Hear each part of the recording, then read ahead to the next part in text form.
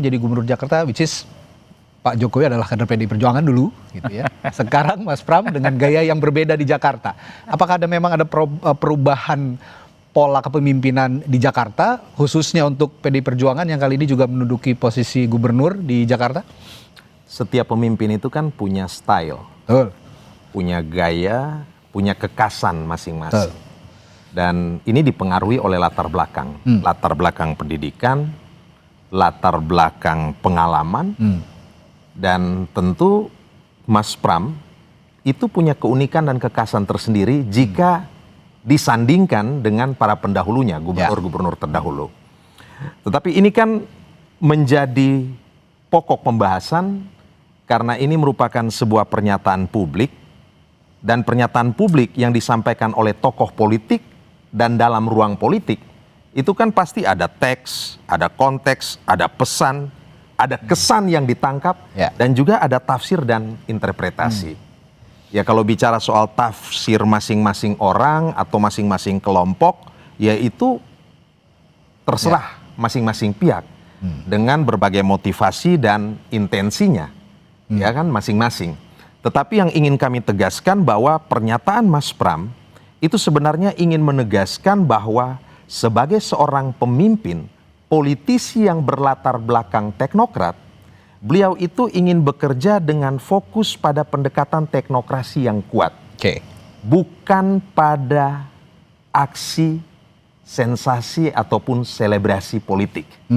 Dan kalau bicara teknokrasi, tentu dasarnya adalah kompetensi dalam bekerja. Kompetensi itu lebih jauh lagi, basisnya adalah pemahaman akan substansi persoalan yang kemudian dilakukan aksi implementasi untuk bisa menghadirkan sebuah solusi. Dan secara instingtif, pemimpin dengan latar belakang sebagai seorang teknokrat itu orientasinya tuh ingin selalu hadir untuk menyelesaikan persoalan, hadir sebagai problem solver. Jadi kalau ditanya apa intensi, ya intensinya seperti itu tadi. Jadi tidak ada nama yang disebut, tidak ada tokoh yang disinggung. Mas Pram ini menyampaikan pernyataan itu ingin memberikan pesan kepada warga Jakarta bahwa saat ini saya ini betul-betul mau bekerja dengan dasar konsepsi, kompetensi, kerja otak, teknokrasi, dan solusi yang baik. Jadi nggak ada yang salah juga kalau mengatakan, Mas Pram tadi mengatakan bahwa ya kaget juga kalau saya tiba-tiba masuk gorong-gorong, kayak sifat saya bukan begitu dan kekhasannya bukan seperti itu. Dan apakah seorang teknokrat tidak dekat dengan rakyat? Seorang teknokrat itu belum tentu merakyat, ataukah teknokrat itu juga bisa merakyat? Nah ini saya tanyakan ke Bung Ali dulu. Mas Ali, kalau dari PSI, saya mau tanya soal pernyataan Mas Pram deh kalau begitu ya. Tadi Mas Pram mengatakan ya media dan warga akan kaget kalau lihat saya tiba-tiba masuk gorong-gorong. Nah, setidaknya respons Anda pertama kali melihat pernyataan Mas Pram itu bagaimana? Pertama, bahwa tentu Mas Pram mengatakan itu adalah bagian dari hal yang lumrah, karena sebagai pemimpin yang tadi disampaikan punya gaya sendiri-sendiri. Tapi penting juga mengatakan itu bagi Mas Pram karena gorong-gorong pasti identik dengan Pak Jokowi. Dan ternyata sebelum ditanya wartawan, Mas Pram sudah mengklarifikasi biar tidak disamakan, atau mungkin ada pertanyaan kenapa enggak seperti Pak Jokowi, dan itu sah-sah saja karena tentu masuk gorong-gorong bagi seorang pemimpin bukan soal teknokrat atau tidak, tapi gaya kepemimpinan Pak Jokowi ini kan baru bagi kepala daerah yang sebelumnya tidak ada. Dan yang kedua, bahwa masuk gorong-gorong ini memang membutuhkan fisik yang lebih ekstra prima begitu, karena masuk gorong-gorong butuh fisik yang kuat, takutnya kalau fisiknya belum siap nanti malah kepleset kah atau apa. Jadi tentu gaya kepemimpinan Pak Jokowi ini di samping mencerminkan dekat dengan rakyat, tidak ada perbedaan antara pemimpin dan rakyatnya, bahwa seorang kepala daerah ya boleh-boleh saja dan seharusnya pula, karena apalagi kita substansi misalnya ngomong tentang bagaimana kita mengelola birokrasi kita. Kalau pemimpinnya tidak langsung terjun, maka ini tentu yang laporan adalah yang baik-baik saja. Dan ya wajar-wajar saja. Yang dulu Mas Pram saya yakin sangat dekat dengan Pak Jokowi dan tahu kalau masuk gorong-gorong nanti diidentifikasi sebagai orangnya Pak Jokowi kan malah nggak asik juga begitu loh. Karena secara partai kan tentu hari ini sangat berbeda. Oke. Oke, itu soal gaya pemimpinan, soal kompetensi tadi disinggung oleh Bung Ansy. Saya ingin coba Mas Adi mengelaborasikan dari pernyataan dua narasumber ini. Bagaimana kira-kira apa ya fenomena pernyataan Mas Pram yang belakangan mengatakan kalau saya tidak mau masuk gorong-gorong, nanti kaget kalau warga Jadi, masuk gorong-gorong. Dua sahabat saya ini ngomongnya normatif sih sebenarnya. Oke. Yang ditunggu oleh publik tuh bentrokan-bentrokan. Misalnya bahwa sebenarnya Pak Pram, Mas Pram itu secara tidak langsung ingin menyebut pemimpin terdahulunya, Pak Jokowi. Kan itu yang diinginkan oleh publik. Oke. Tapi sebelum ke situ, saya ingin bicara tentang tipologi pemimpin sebenarnya. Pemimpin teknokratik itu adalah yang pertama, yang di mana ide dan gagasan-gagasan besarnya itu hanya dimiliki oleh seorang pemimpin. Untuk mendeliver apa yang mau diinginkan, itu biasanya ada anak buah dan pasukan. Jadi pemimpin itu tidak harus lumpur-lumpur, tidak harus masuk gorong-gorong dan seterusnya. Dia cukup punya mental model dan mindset besar, kira-kira apa yang akan dia set up terkait dengan sebuah kebijakan politik. Terbaik misalnya termasuk soal gubernur di Jakarta. Nah yang kedua ada tipologi yang disebut dengan populisme. Jadi tidak perlu berpikir tentang teknokratisme. Pikiran-pikiran besar itu tidak penting, yang paling penting adalah hadir membaur secara langsung dengan masyarakat soal bagaimana secara simbolik dia memiliki keberpihakan. Ikut turun ke sawah, datang ke sungai, masuk gorong-gorong dan seterusnya. Jadi ini melampaui hal-hal yang sifatnya teknokratis. Yang baik sebenarnya yang ketiga, tidak terlampau ingin membentur-benturkan dua tipologi pemimpin ini, adalah teknokratis populisme. Gagasannya besar, pikiran-pikirannya besar, idealismenya besar, kemampuan dan kapasitasnya juga besar, tapi at the same time dia juga meluangkan waktunya untuk terjun langsung ke masyarakat. Karena kita melihat kecenderungan rata-rata secara umum di kita itu pemimpin itu adalah kakinya nyentuh ke tanah. Selama ini kita melihat pemimpin itu adalah sesuatu yang berjarak, berada di Menara Gading, jangankan turun ke bawah, diajak foto aja susah, Bang. Jadi wajar kalau kemudian para pemimpin di negara kita, bukan hanya di Jakarta, di berbagai tempat, bahkan calon-calon presiden itu sering bertemu dengan masyarakat karena satu, ini soal bagaimana membangun chemistry dan intensi untuk dapat disukai. Nggak perlu ada visi misi, nggak perlu ada perdebatan panjang, tidak perlu ada hal-hal yang sifatnya bombastis dan besar. Yang penting ada selfie, foto-foto, kemudian lengan bajunya dicingtingkan, dan itu kelihatan disebut sebagai sesuatu pemimpin yang bekerja. Tapi bagi saya sebenarnya pernyataan Pramono Anung itu adalah soal berorientasi output. Mau gorong-gorong ataupun tidak seorang pemimpin, yang penting adalah solusi yang terbaik terkait dengan situasi persoalan. Pramono Anung misalnya terkait banjir di Jakarta, kan soal rekayasa cuaca, dan itu fix. Artinya apa? Soal curah hujan kan bisa dikurangi. Banjir tidak seserem pada periode-periode sebelumnya. Padahal ini kan katanya puncak musim hujan. Betul, dan itu kan adalah solusi, dan tidak perlu turun ke gorong-gorong. Kalau pemimpin sebelumnya misalnya seperti Anies Baswedan, yang dibikin itu adalah sumur resapan. Banjir juga terjadi di mana-mana. Jokowi dan Ahok hampir sama, soal normalisasi sejumlah sungai yang dianggap menjadi biang kerok. Artinya apa? Tentu betul bahwa seorang pemimpin memang punya style masing-masing, tapi orientasi output itulah yang kemudian akan membedakan. Apakah rekayasa terkait dengan hujan bisa mengurangi banjir di Jakarta? Apakah gorong-gorong bisa menyelesaikan? Ataukah normalisasi bisa menyelesaikan? Per hari ini 1 tahun lebih Pak Pram, bagi saya curah hujannya bisa dikurangi. Banjirnya pun rendamannya juga tidak terlampau lama. Itu yang saya lihat. Nah ini kalau mau objektif ya, saya melanjutkan apa yang Anda katakan. Kalau mau objektif gitu ya, bicara seorang teknokrat, tapi juga menyelesaikan permasalahan rakyat langsung, responsif gitu ya. Kita lihat, ya tadi Anda sudah sebutkan masalah hujan, lalu juga masalah macet di TB Simatupang, sudah ada rekayasa lalu lintas begitu ya.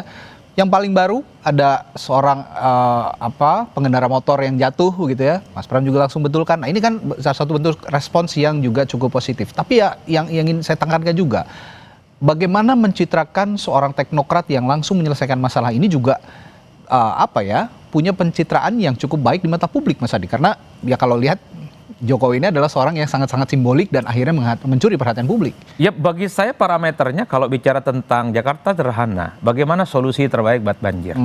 Jadi kalaupun toh ada banjir cepat surut, itu pasti akan mendapatkan respon. Yang kedua, kemacetan di berbagai titik itu ada solusi. Dulu di zaman Ahok ada underpass, ada flyover. Kira-kira Mas Pram itu mau model yang seperti apa? Minimal untuk mengurangi terkait dengan titik-titik kemacetan horor yang all the time kita saksikan di Jakarta.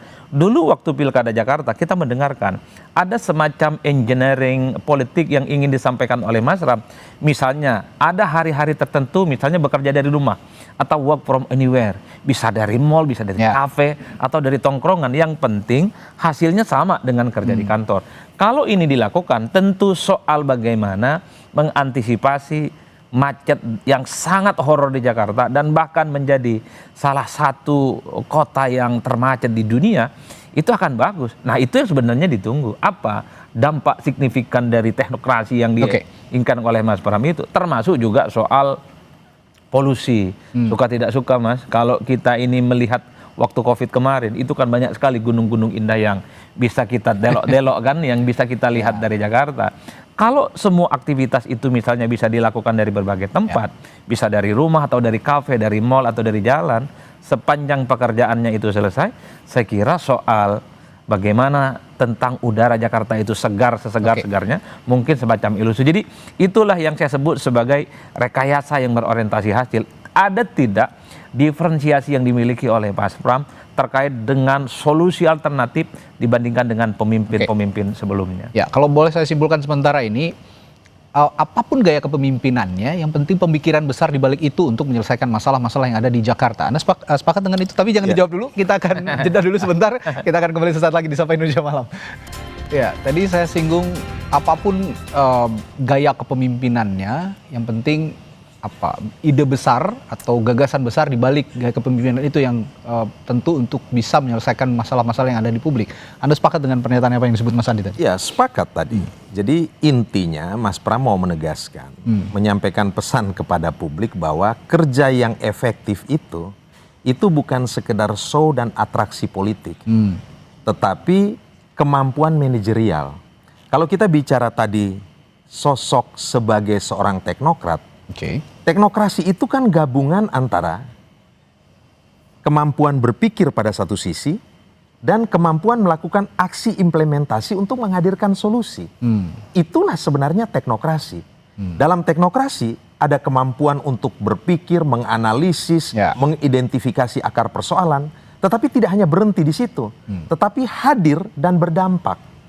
Publik tentu akan lelah kalau hanya disuguhkan pada sensasi, selebrasi, dan atraksi politik. Publik itu hari ini mengharapkan pemimpin yang memang merakyat, maksudnya turun ke rakyat, tetapi kemudian hadir, berdampak dengan melahirkan kebijakan-kebijakan yang bisa membantu menyelesaikan persoalan-persoalan rakyat. Jadi kalau kita lihat, kenapa Mas Pram hari ini hadir sebagai seorang pemimpin teknokrat? Beliau S1 itu di ITB, belajar teknik, serius tuh. S2-nya belajar manajemen, manajerialnya oke.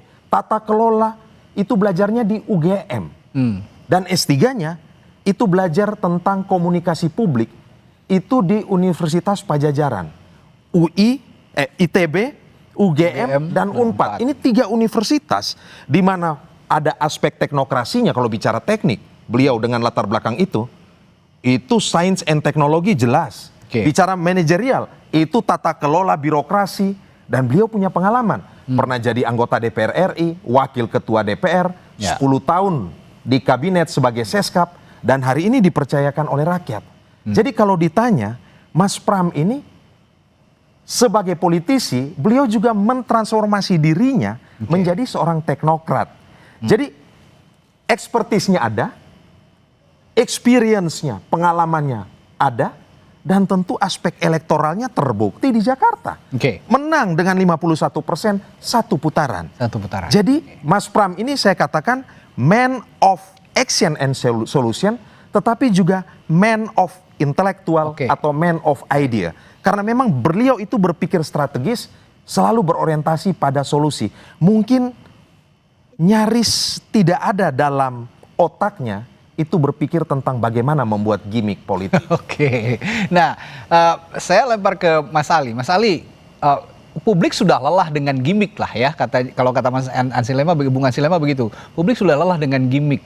Yang penting ide dan gagasan besarnya dan dikomunikasikan dengan baik kepada publik supaya publik paham dan benar-benar paham apa yang dikerjakan oleh pemimpinnya. Anda respon soal ini? Ya, itu kan soal pertama gaya tadi yang disampaikan oleh Bang Adi. Jadi semuanya berorientasi pada hasil. Iya, seorang pemimpin pun sama, baik gaya teknokratik atau yang lain. Tapi ada poin yang paling penting sebagai kepala daerah, dan mungkin Mas Pram baru pertama kali mungkin ya, saya nggak tahu, jadi kepala daerah, itu berbeda dengan konsep yang tadi disampaikan semuanya, bahwa seorang kepala daerah tidak cukup sebagai teknokrat. Karena kalau teknokrat itu Pak Sekdanya, kepala OPD-nya, sudah pikirannya gayanya begitu. Ada konsepnya, bagaimana pelaksanaannya, kebijakannya, semua itu yang mereka pelajari selama jadi ASN itu. Tapi muncullah sosok kayak seperti Pak Jokowi yang kemudian punya prinsip bagaimana kemudian prinsip pengawasan itu berjalan dengan efektif. Yang disebut sering beliau sampaikan sebagai manajemen pengawasan itu. Karena selama ini konsep saya yakin setiap provinsi, setiap kepala daerah punya, karena sudah disodorkan oleh konsep yang bagus, baik di RPJMDK atau kemudian di aturan-aturan yang lain. Tapi itu yang kemudian tidak dimiliki oleh seorang pemimpin. Kalau seorang pemimpin hanya kemudian punya pengalaman di legislatif dan lain sebagainya, belum punya kepala daerah, dan itu kan rentetan tidak sekonyong-konyong tiba-tiba begitu, karena ada pengalaman Pak Jokowi dari wali kota sampai gubernur, bukan soal populis, bukan soal atraksi. Saya yakin kalau Mas Pram pernah masuk gorong-gorong yang disentuh oleh Mas Pram pasti akan terus bersih, karena itu tanggung jawab birokrasinya. Jangan sampai Mas Pram sudah turun gorong-gorongnya mampet, akan malu sendiri, dan itu tanggung jawab. Nanti diuji saja mana gorong-gorong yang pernah dimasukin Mas Pram akan berbeda dengan gorong-gorong yang belum pernah dimasuki Mas Pram. Karena itu bentuk pengawasan secara langsung. Dan itulah yang dibutuhkan hari ini untuk memberi contoh kepada birokrasi yang rata-rata isinya teknokrat itu. Begitu. Nah ini dibutuhkan hari ini, bukan soal atraksinya. Begitu. Ini ada dua pendapat yang berbeda, tapi saya ingin mencoba mengkonklusikan pembicaraan malam hari ini melalui pendapatnya Mas Adi. Jadi, apakah pemimpin di Jakarta hari ini harus memilih antara teknokrasi atau populisme lapangan? Atau justru dituntut untuk menggabungkan keduanya menurut Anda? Yang ideal memang kombinasi di antara keduanya, karena satu sisi publik kita secara umum itu suka dengan pemimpin yang dinilai engage ya, terjun langsung ketika menghadapi persoalan-persoalan apapun. Tapi kita juga memahami keterbatasan seorang pemimpin itu kan tidak mungkin hadir secara fisik di semua persoalan-persoalan yang ada. Misalnya macet lah hampir tiap hari, kan nggak mungkin pemimpin gubernur itu ada di situ, Bang. Dan kemudian solusi yang sebenarnya diinginkan. Yang paling penting adalah soal bagaimana menghadirkan rekayasa terkait dengan persoalan-persoalan krusial, soal banjir, kemudian juga soal macet, tentang polusi dan seterusnya. Di Belanda itu adalah negara yang bagaimana di bawah itu banyak daratan, banyak rumah, dan di atas itu ada laut. Tapi kenapa banjirnya misalnya tidak sesadis seperti yang terjadi di Jakarta? Ada tidak hal-hal yang sifatnya solutif yang kemudian bisa dilahirkan oleh seorang pemimpin? Per hari ini kalau kita bicara tentang Jakarta itu beyond politik, apakah itu teknokrasi, apakah itu populisme ataupun kombinasi. Yang diinginkan itu adalah memang solusi-solusi yang memang itu menjadi praktis dan menjadi kuncian bagaimana persoalan Jakarta itu selesai.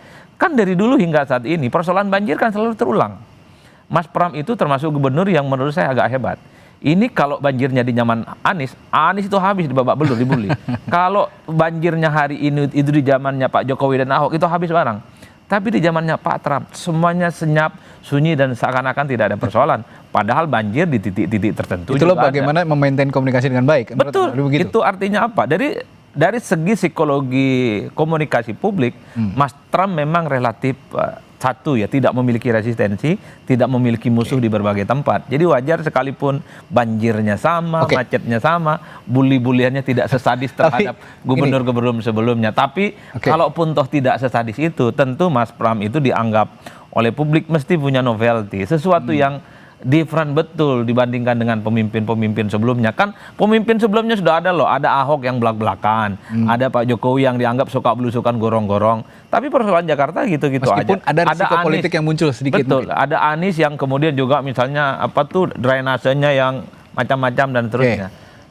Kalau Mas Pram bisa melampaui pemimpin-pemimpin yang ini dengan solusi yang ada, saya kira akan menjadi legasi yang cukup luar biasa. Oke, luar biasa. Baik, terima kasih Bung Hansi, Bung Adi, dan Mas Ali. Mas Pram punya gaya pemimpinnya masing-masing dan Jakarta masih akan dipimpin oleh Mas Pram di masa-masa yang akan datang. Kita akan juga lihat bagaimana Pramono Anung, seorang Pramono Anung Gubernur Jakarta, menyelesaikan masalah-masalah yang ada di ibu kota Jakarta. Terima kasih, selamat malam Bapak-Bapak, sampai jumpa lagi.